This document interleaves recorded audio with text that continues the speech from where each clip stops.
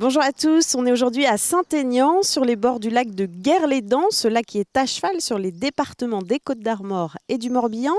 On va rentrer tout à l'heure dans cette électrothèque qui permet de mieux comprendre le fonctionnement de l'électricité. On ira aussi juste à côté de cet immense barrage de Guerlédan.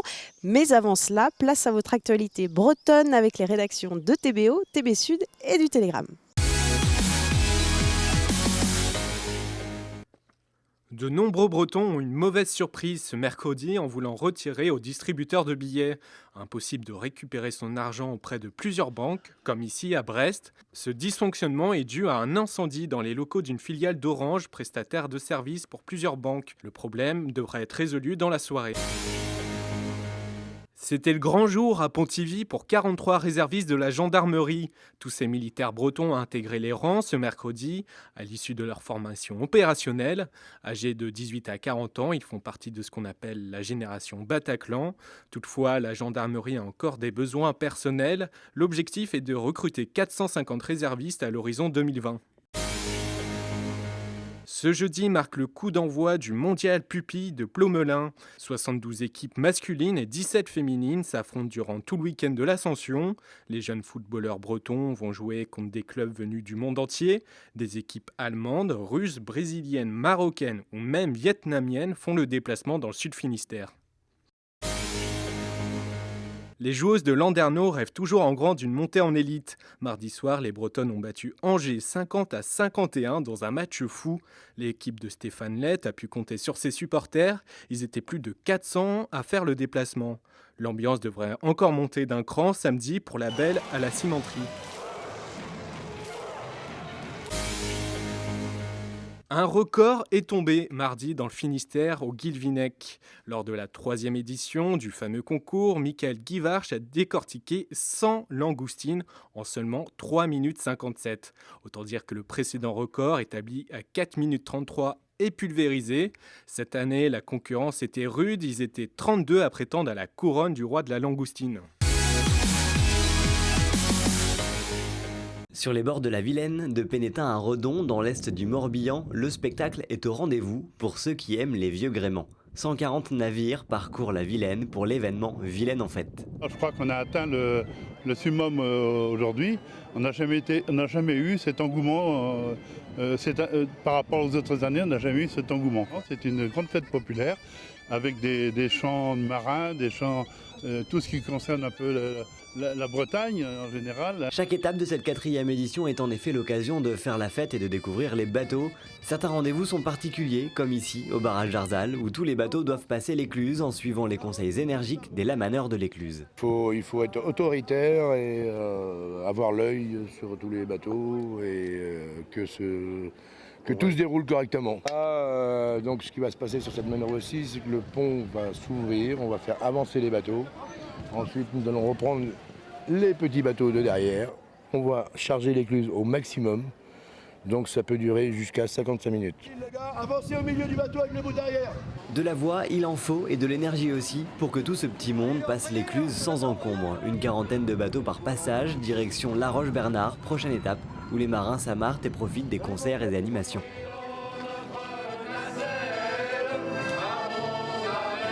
C'est convivial, c'est que c'est très très beau. Ouais. C'est vraiment très très beau. Nous, c'est la première fois qu'on le fait et c'est vraiment très très chouette. C'est magnifique. La Vilaine, c'est très beau. Bon, nous, on est tombés en panne.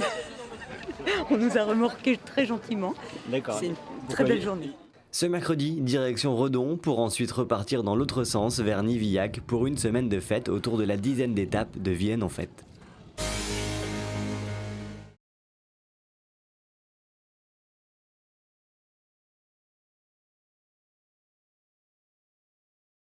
Ce matin, pour les petits patients de l'hôpital Yves Le Foll de Saint-Brieuc, les Blues Roses ont prévu une pêche à la ligne, de quoi leur redonner le sourire entre deux soins.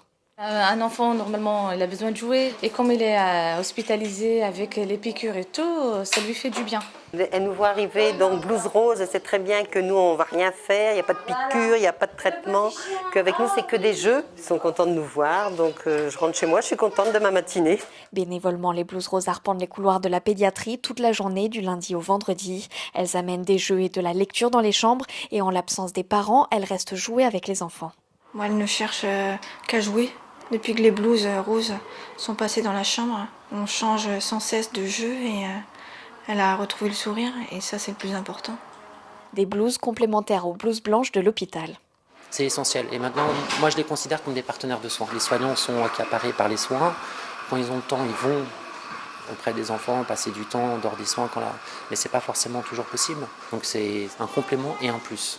Elles interviennent aussi à l'hôpital de Lannion, de Lamballe ou encore dans les maisons de retraite. Elles sont de plus en plus sollicitées, mais les bras manquent. On recrute toujours de nouveaux bénévoles pour intervenir dans de nouvelles structures, comme on l'a fait cette année dans la maison de retraite de Montcontour, dans le jardin d'Erquy. Donc évidemment, on recrute et on est toujours en attente de nouvelles personnes pour venir nous aider. L'année dernière, les Blues Roses ont écouté et réconforté 5800 personnes à travers le département. Et nous sommes au barrage de Guerre-les-Dents. Alors cet édifice, juste à côté de nous, a été bâti en 1930 et nous sommes avec vous, Hervé Cureau. Bonjour. Bonjour. Vous êtes guide à l'électrothèque du lac de Guerre-les-Dents. Merci de nous accompagner dans cette découverte du barrage. Alors cet édifice a été construit entre 1923 et 1930. Pourquoi est-ce que la construction de cet édifice s'avère nécessaire à cette époque ? Alors on est dans les années 20, on est juste après la Première Guerre mondiale, à une époque où de l'électricité, il y en a en Bretagne, mais il n'y en a pas partout. Il y en a localement, on a des centrales, plutôt des centrales à charbon, qui vont produire sur un secteur géographique un peu limité. Mais on n'a pas comme aujourd'hui une électricité avec une production qui est en réseau. Donc on avait forcément, fatalement, ce qu'on peut appeler des dents creuses, c'est-à-dire des zones qui n'étaient pas décernées qui n'étaient pas pourvues d'électricité. Donc l'idée, ça va être très tôt après la guerre d'avoir une source, une unité de production électrique ici en Centre-Bretagne. Et très vite, on va penser à un barrage hydroélectrique. Voilà, pour des raisons un peu socio-économiques, le charbon coûtait de plus en plus cher.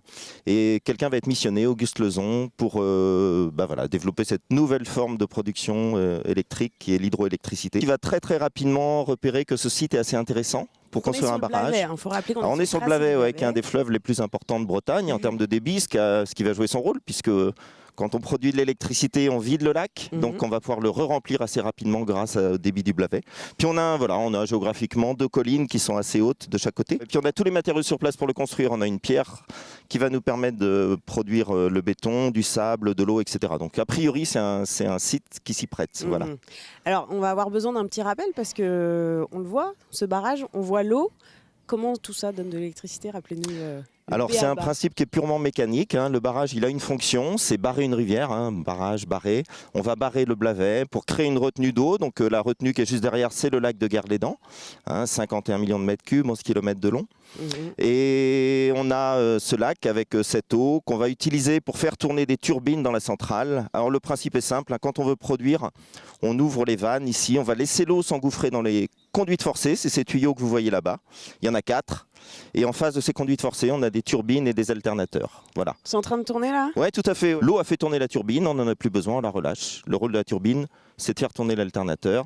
Et un alternateur qui tourne produit de l'électricité. Bon, parfait, merci pour ce rappel. On sait, la Bretagne n'a pas de centrale nucléaire. La Bretagne est très dépendante du reste du territoire pour son approvisionnement en électricité. Ça représente quoi ici, la production de ce barrage ? Alors en termes de production, on a une production d'environ 28 millions de kilowattheures. C'est, pour donner une idée, c'est à peu près ce que consomme une ville comme Pontivy, c'est-à-dire 15 000 habitants. C'est le chiffre qu'on essaie de donner. En un mot, c'est quoi l'avantage de ce type de production d'électricité par rapport à d'autres ? On est sur une électricité qu'on dit renouvelable. On capte l'eau à un instant T, puis on la relâche et elle continue sa route vers l'océan. Voilà. Très bien, nous aussi on va continuer notre route. Merci beaucoup Hervé pour ces explications. Merci. On va se retrouver tout de suite au musée de l'électricité. Merci. Merci.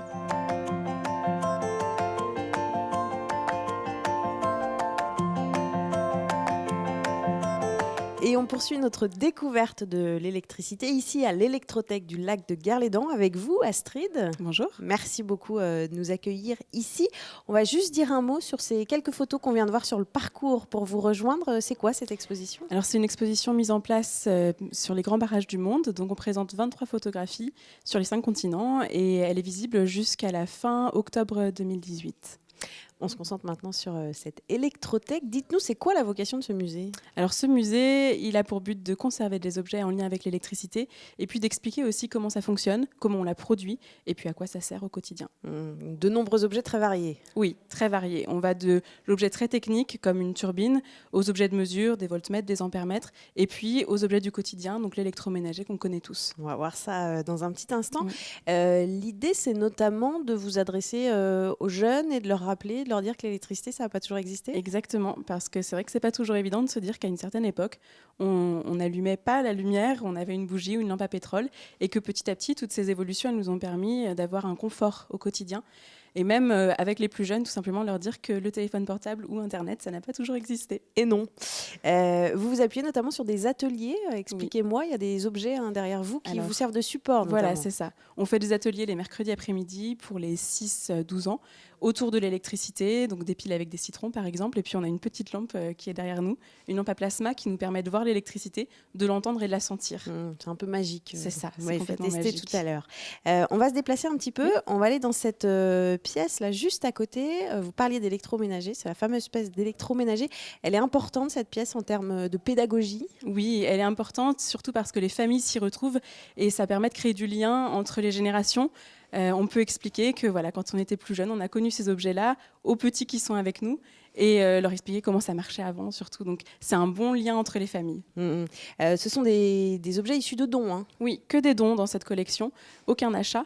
Et on acceptait les dons jusqu'en 2016 et pour l'instant on est en phase d'inventaire. Donc dès qu'on aura fini l'inventaire, on pourra de nouveau accepter des dons. Vous avez préparé 2 petits objets coup de cœur, racontez-moi. Alors on a le téléphone que j'aime particulièrement bien, donc le téléphone Grammont de 1910.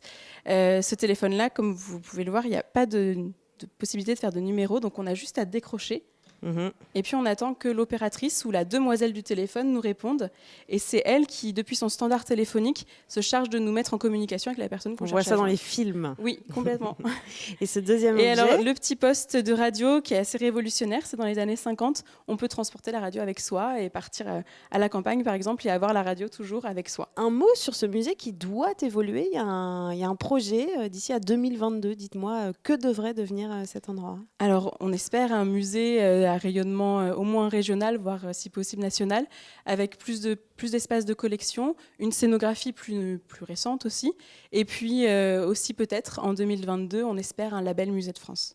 Merci beaucoup Astrid pour rien. toutes ces Merci. explications. Le musée de l'électricité à Saint-Aignan est ouvert du mardi au samedi de 10h à 12h30, de 14h à 18h. Merci beaucoup de nous avoir suivis. On se retrouve très vite sur vos chaînes bretonnes.